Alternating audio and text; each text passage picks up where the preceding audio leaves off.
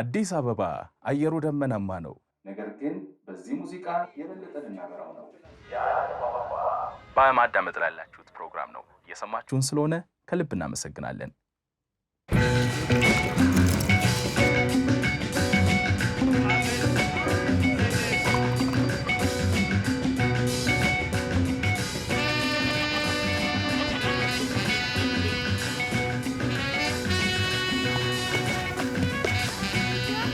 Admit it, you hear the name Ethiopia and you think starving children with distended bellies. You think dust and famine and despair so awful, you frankly don't want to even think about it anymore.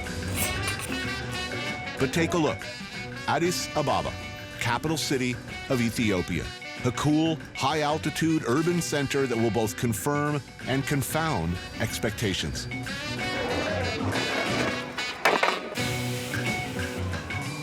Fueled largely by direct foreign investment and a returning Ethiopian diaspora eager to be part of the new growth, things are changing in Addis. It's one of the fastest growing economies in the world.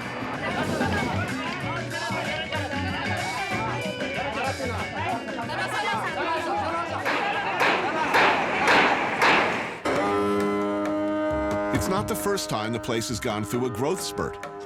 In the 1950s, Emperor Haile Selassie, known as the King of Kings, embarked on a similar program of massive public works. This was supposed to be the legacy of Ethiopia, the future. But the next time Ethiopia found itself in the headlines, it was for this. And for many of us, that was the end of the story.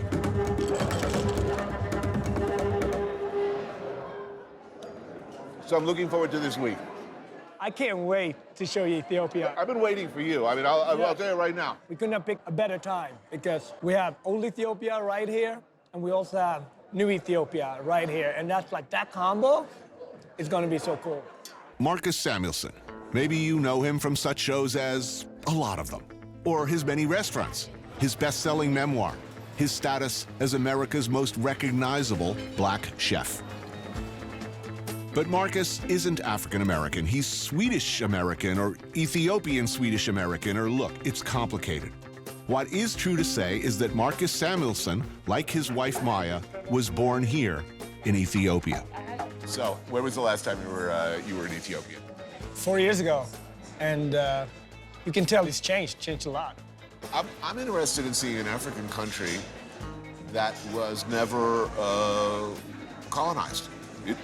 It was never taken by Europe. No, that sense of pride, and you really hit the nail on the head. I mean, that sense of pride is also the sense of that everyone wants to come back. How does it feel coming back? Is it weird at all? You feel like you're coming home? It is weird, but end of the day, I always love it. I miss it. One foot of me is like just Ethiopian, but then the other foot is just so Swedish or American at this point, right? You do not speak the language here, Amharic or any of the dialects. No. You've since come back and you've reconnected with family. Yeah. But it must be weird. I mean, it is. You need a translator. No, but I need a translator. My wife is not my translator in life and in culture and so many things. But I think when you're a black man, when you're an immigrant, when you're Ethiopian, when you're Sweden, I've been put in so many situations that I put myself into.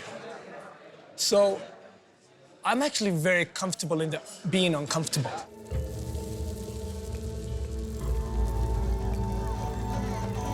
In the 1970s, Ethiopia was hit with a tuberculosis epidemic.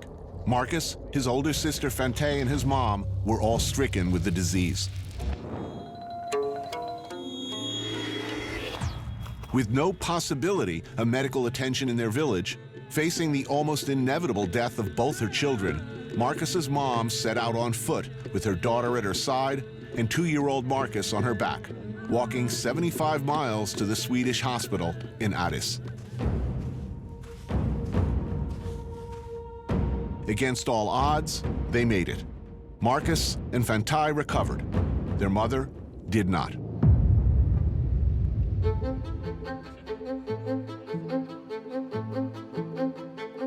Marcus and his sister were adopted by Anne-Marie and Leonard Samuelsson and raised from that point on in Sweden. Ethiopia its language, its food, its cultures was largely a mystery. Marcus traveled and trained, apprenticing in some of the great kitchens of Europe. He moved to New York and at the remarkably young age of 23 received 3 stars from the New York Times at his groundbreaking restaurant, Aquavit. It's been a pretty stellar rise since then. And in 2010, he opened Red Rooster in Harlem. I always find it so paradox that I was born into very little food, but yet sort of I've made my whole life about food. My sort of structure and pragmatism comes from being raised in Sweden. And my sort of vibrancy and warmth to cooking and field-based food that I love comes definitely from here. Weirdly enough, the single aspect of Ethiopian culture most Westerners do know a little about is Ethiopian food. So maybe you've had this. Oh, wow. Now that looks good. That is exciting. What is it? This is typical Ethiopian Mediterranean. They make it really nice. At Katenga restaurant, they do it classic. Injera bread. That's Ethiopian 101. I mean, when you think about Ethiopian food, right, the foundation is really the injera bread. It's not just food, it's an implement. Yeah. We're having bianetu, a selection of stews, or wats as they're called around here. That's gomen, sautéed greens, shiro wat, which is a chickpea stew, and tikal gomen, sautéed white cabbage. Many, if not most of the dishes, spiced with the magical, mysterious flavoring of the gods, berbere. Can I give you one that normally they do? They say gursha. You have to. This stuffing of food into your fellow diner's face is called gursha, and it's what you do to show your affection and respect. Try this at the Waffle House sometime and prepare for awkwardness. Now, when you were born here? I was born here. Left what age? 13. I grew up in Holland, and after that we all went to London, Germany, and I'm in New York now. So I don't want to say it's a rootless existence, but it's a, where's home? I think for us now, Harlem is really home. But when I've been gone for 2 years, I'm like, I gotta go back because the beat is just so different than what Sweden can offer me and definitely what New York can offer me.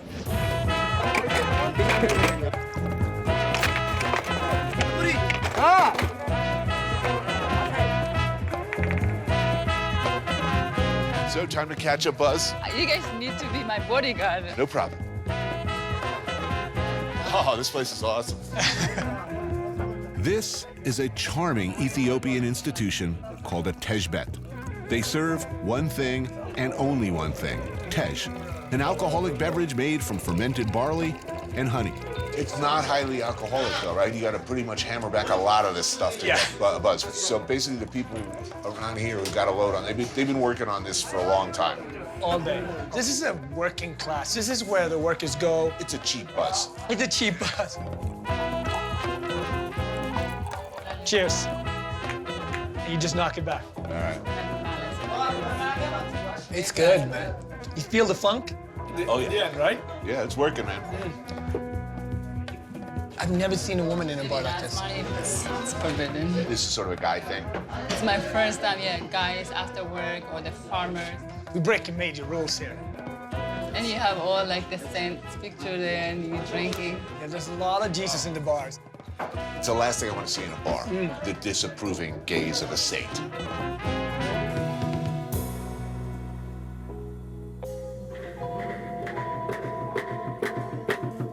In 1992, Addis emerged from the stifling 17-year grip of a hardline, old-school Maoist regime called the Derg. Since then, the town has been enjoying something of a musical renaissance.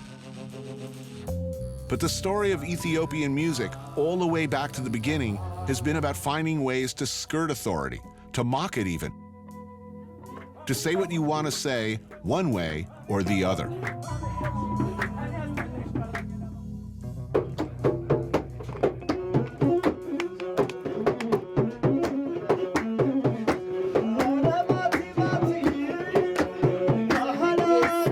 Asmari are Ethiopia's original freestyle rappers.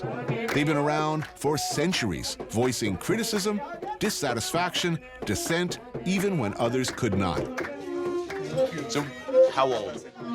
How old is Asmari Bey? I would say, what, 2,000 years? Yeah, it's like the first music that we have, right? The trick is, they've always used a system of lyrical double meanings referred to as wax, meaning the apparent meaning, and gold, which is the underlying or real meaning. Poking fun at the audience is fundamental to the form.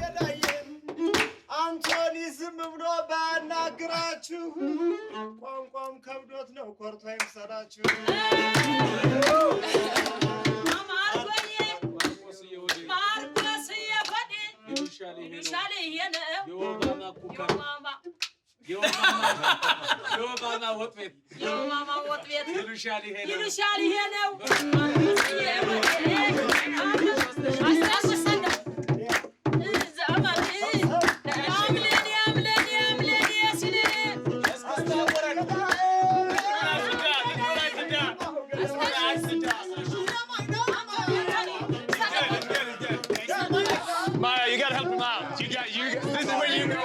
Maya, go. You gotta see the disadvantages about being adopted soon. When she can move and act like, oh, that's when the sweet showed up.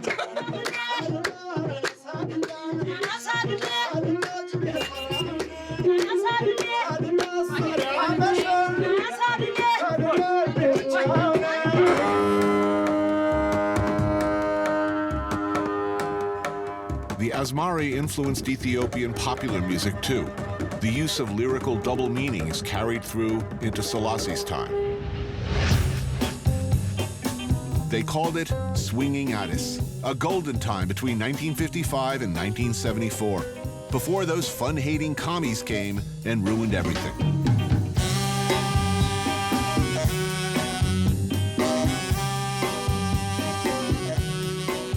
Post-World War II, Ethiopia was in the delirious thrall of American big band and swing groups like Glenn Miller. And against the backdrop of a traditional and official obsession with military marching bands, you had the means and the will and the environment to make musical magic. And this man, Mahmoud Ahmed, has always been at the forefront.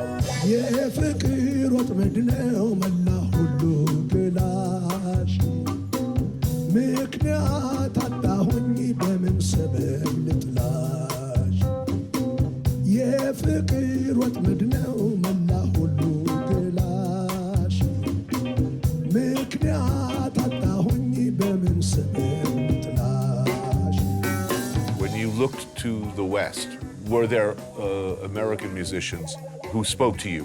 የዛን ጊዜ እኔ የኤልቪስ ፕሬስሊን እንትን የተከተልኩት የሳም ኩክ ነበረ፣ ጄምስ ብራውን እና ደግሞ ናት ኪንግ ኮል አለ። የዛን ጊዜ እኔ የኤልቪስ ፕሬስሊን እንትን የተከተልኩት ጄል ሃውስ ሮክ የሚለውን ዘፈኑን ሲጫወት የዛን ጊዜ ነው የእግሩን ሼክ እንትን ያደርግ ነበር እና ያንን ነው እኔ የወሰድኩት ከሱ እና እኔ ፈጣን ሙዚቃ ሲጫወት የኔ ንግር እንደዛ እንደ ኤልቪስ ሼክ አለ እንትን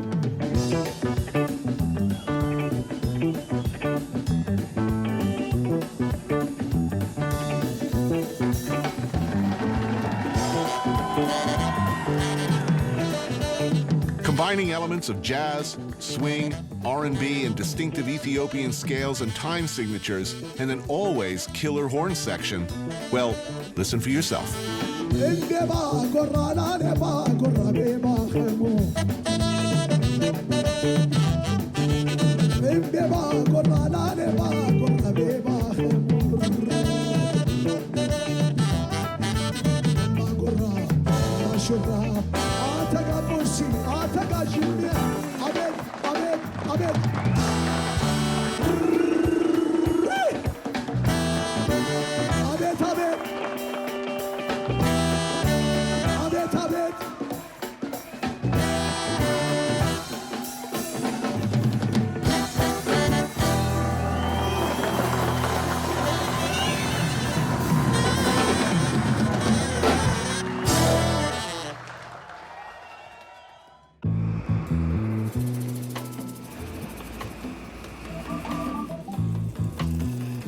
Addis is one thing, a city experiencing a renaissance of sorts, an economic boom.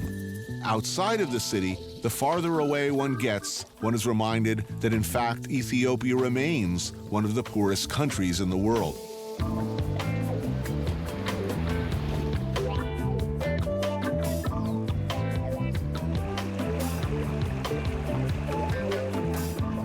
Marcus and Maya come from two completely different tribes, two completely different regions of Ethiopia with distinct languages and cultures all their own.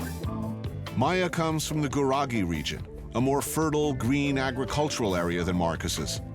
It's about 3 hours out from the city, and it's beautiful.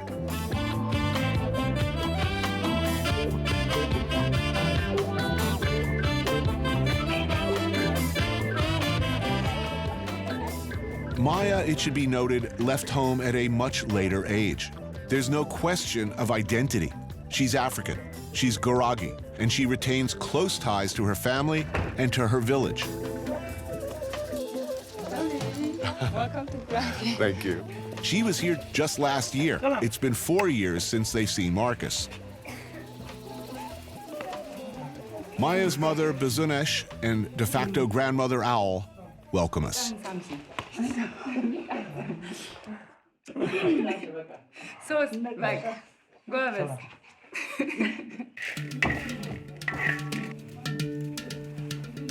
When visitors come, everything starts with coffee. Good. Traditionally, it's served here with a bit of salt, not sugar.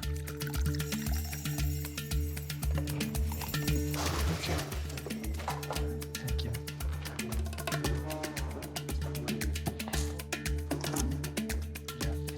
That's good. Maya's story differs from Marcus's in a lot of ways. It was not disease or famine or poverty that drove her and her brother Petros to Europe and a new life. It was the brutal reality of politics. So, who was your father? My dad was my hero and everyone's hero. Everyone, but my brother could explain a little bit more. He was a local chief and also a member of the Supreme or the highest court, you can say. During the Haile Selassie period, he was engaged in more innovative and experimental mechanized farm during the communist Yes. period. Something unexpected happened. In 1974, Emperor Haile Selassie was deposed, and the very unpleasant General Mengistu and a hardline communist regime called the Derg took over the country. As in Mao's China, all agricultural property was taken over by the state and broken up into small parcels. Everything what my father had, the land, the property, is confiscated.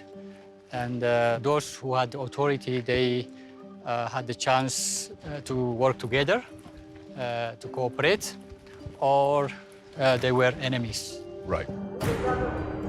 Anyone deemed an enemy of the state, and this could be a very dangerously loose definition, but usually and typically included the educated, the well-off, and anyone associated with the former government, were hunted down, shunned, jailed, harassed, and often straight out killed. Maya's dad was all those things, an educated landowner and part of the rural tribal administration from the Selassie time. Most people who had the means left the country. I know this guy who is appointed, as governor of the region, killed 60 people in the region here in 3 years' time. Nobody knows when he's coming. Right. So he just knock our door, and my mom, she gets every time he comes, he give her bullets. So he tells her, this bullet next time is yours if you don't bring your husband. So my dad always came to visit us in nighttime, so he never been really home around during the daytime. So for most of that time, your father had to live in hiding. Yeah. And we all survived by the grace of God. We are blessed for this.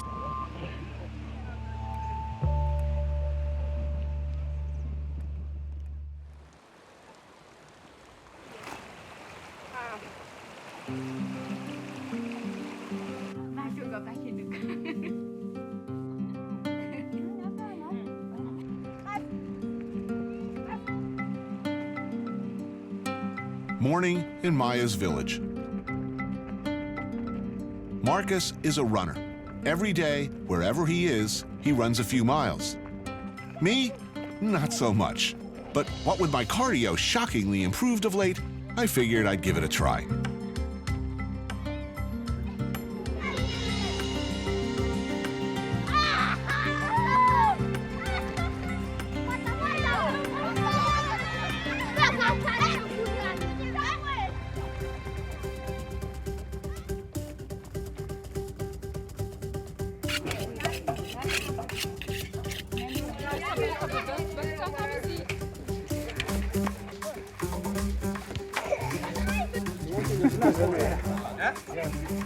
Maya and Marcus's return, not to mention the invasion of a big foreign television crew, is reason or maybe excuse for a big party, and preparations have already begun.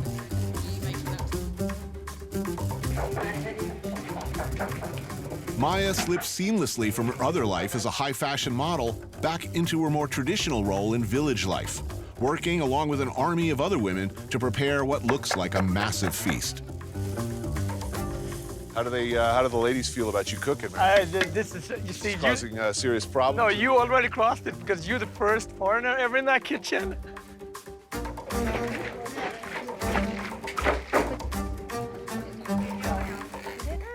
A lamb, of course, must be slaughtered. Actually, in this case, 2 lambs, because here, as in much of Ethiopia, Muslims and Christians live side by side.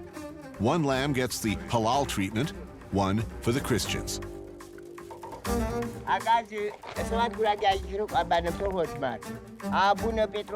It's a peculiar history of peaceful coexistence here, of which Ethiopians are quite proud. The Christians came here during the time of the apostles, from the very beginnings of Christianity as a religion.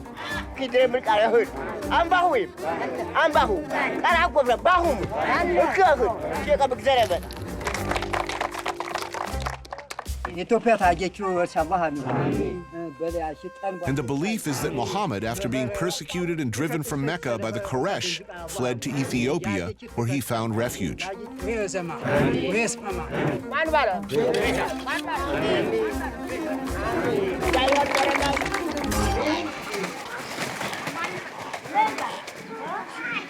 Dog is happy. Oh, yeah. Nice and bloody in his face. Oh, yeah. That's awesome. The production continues. Women in the kitchen, except for Marcus, who looks most comfortable there, though his presence is a befuddlement to the others. Men taking care of the meat. Oh, bro food traditions, you're everywhere.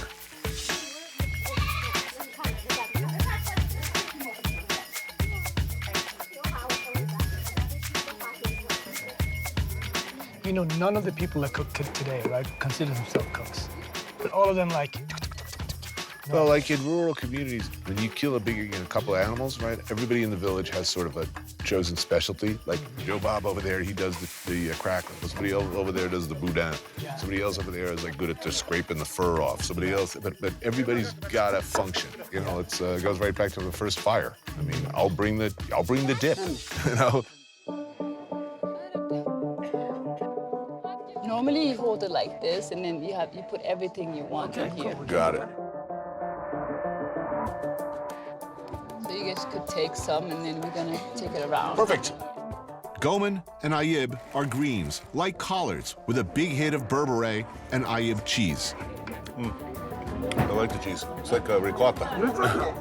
Lamb kitfu, prepared gurage style, laboriously diced, amazing. This is all like inner. Yeah, I got some of that. That's good. That's delicious. Yeah. This I love without reservation. Barbecue. Now we're talking. Man, what a meal. Pretty impressive. Then whiskey and music, and the party really starts going. Thank you for coming to Ethiopia.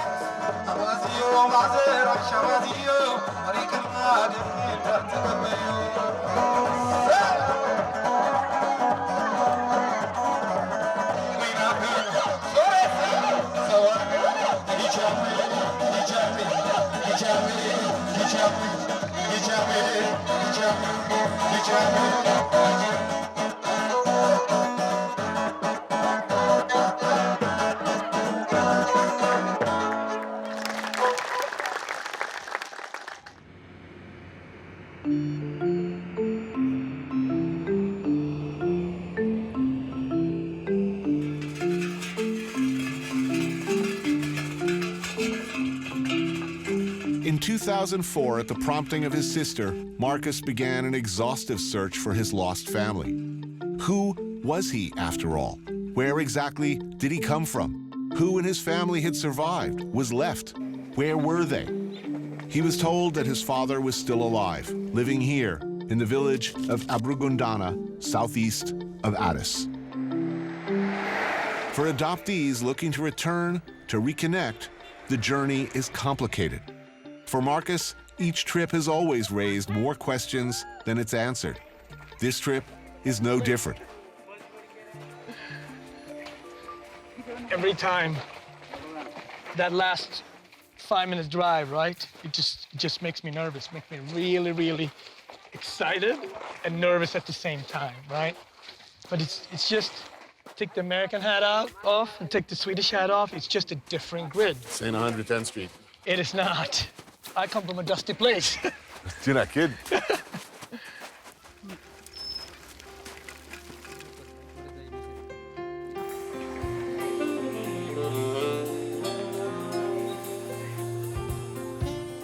Oh, they changed it.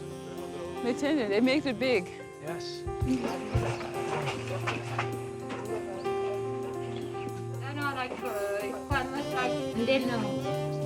I leave Marcus alone with his father. This is between them.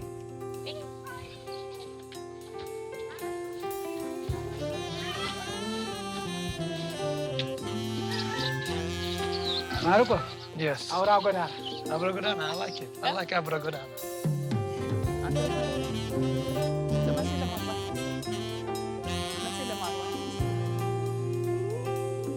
He wanted to see your foot, actually. He wanted to see how you guys look alike. I wasn't ready for this. They look alike. Yeah. Proof. Proof. It's a good idea, actually. But he has a better foot than you do. He does. And I wasn't ready for this.